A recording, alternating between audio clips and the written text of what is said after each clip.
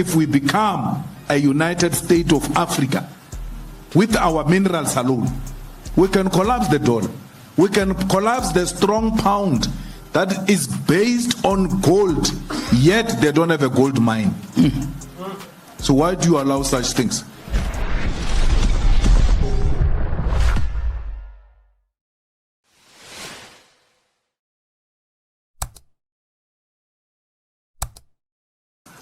Your problem is that you are saying you don't want colonialism, but you embrace the borders that were brought by colonialism here. Amen. There were no borders here.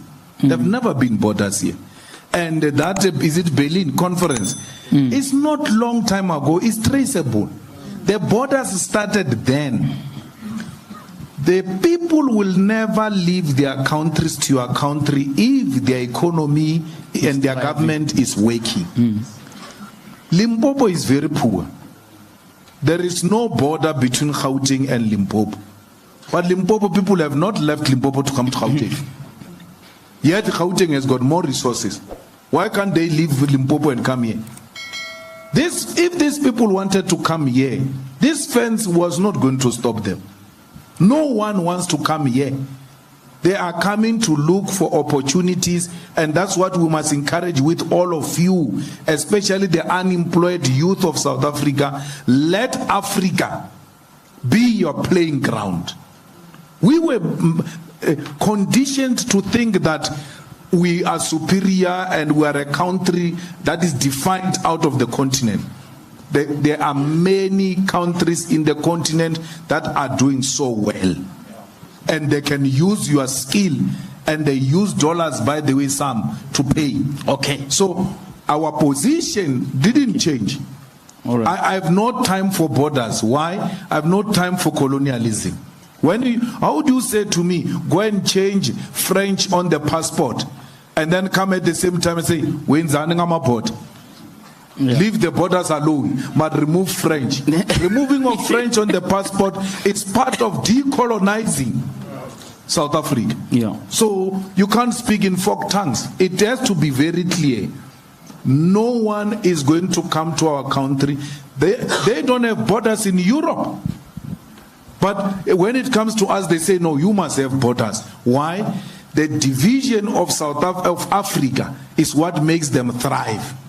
They thrive on the division of the African continent. Can you imagine the minerals of DRC combined with the minerals of South Africa and with a new currency based on the minerals? What we can do to the dollar if we become a United States of Africa with our minerals alone? We can collapse the dollar. We can collapse the strong pound that is based on gold, yet they don't have a gold mine. So why do you allow such things? So my position is informed by that. And someone says, no, we won't vote you if you say such things, we won't vote for you. He's asking me to lie so that he can go around saying politicians lie. When I tell the truth, I won't vote for you. I must lie so that they can vote for me. All right. There were no borders, and we must all of us unite in that call. Yeah. Free movements of persons, free movements of goods will make this country flourish. We will even produce our own products. One thing that you South Africans undermine yourself with is that you are the America of Africa. If you are to produce anything here, Africa will receive it with both hands. They will say, this one is from South Africa. You are known for quality, yet you still don't produce a car. Open the borders.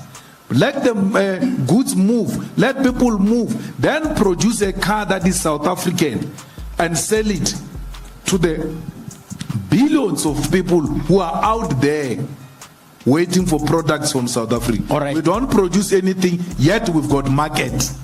I was charged by the ANC for saying Botswana has got an American base and poses a threat to South Africa. Mbalula repeated it a few days ago. Mbalula said Botswana is a threat with an American base. He's not charged. But I was charged for that. And that one didn't want me for that. Because I said we need to remove the government of Botswana through the people of Botswana and put a government that will dismantle that base, which is putting a threat on the whole of SADC. Because a research was conducted, the landing strip that is there in the army base of Botswana, they say it can land a fighter jet which can take less than 2 minutes if it wants to hit the Union building. So if America says we're fighting South Africa, it doesn't have to send anything from Washington. They are here already. And that's what Putin doesn't want in Ukraine. They want to do what they did here in Botswana, in Ukraine. We allowed it. And our position as the EFF is that that army base must be removed because it poses a threat to SADC. And he didn't want me to say, he banned me for my political opinion. I didn't say we're going to bomb Botswana or anything of that sort.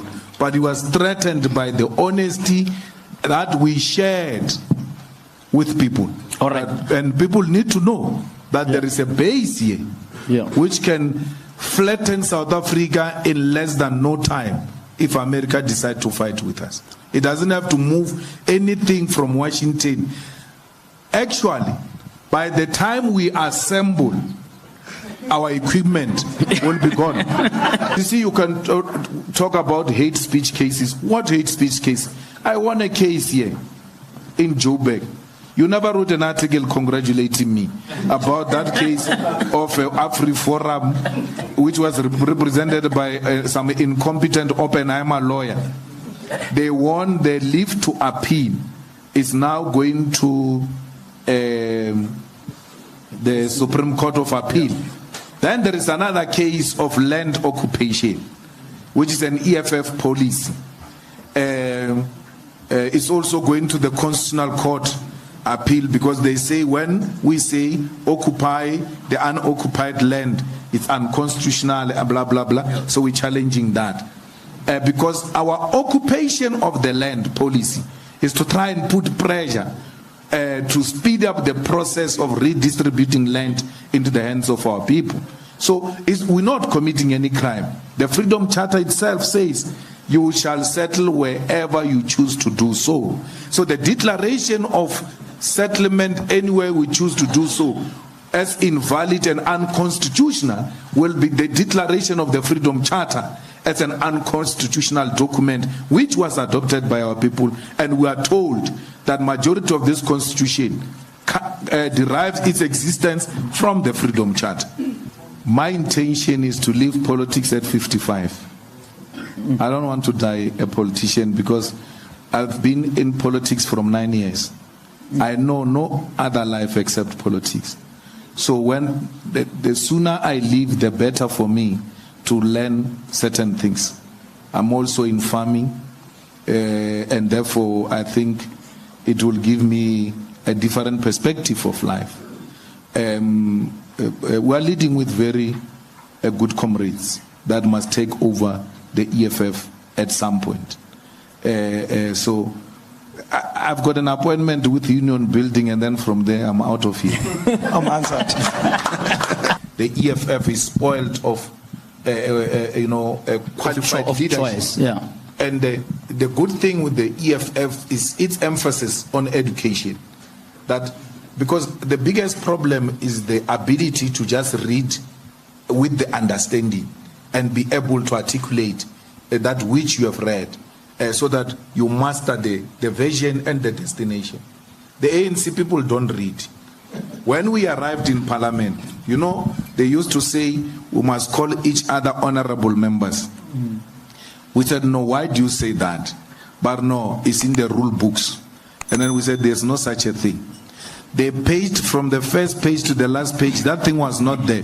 They arrived there and found the apartheid whites who remained in that parliament calling each other honorables. And they thought it's by law, by the rules of parliament, that they must call each other honorable members. That thing of honorable members is not in the rule book. They say don't call each other by name. They don't say call each other honorable because they know others may not be honorable.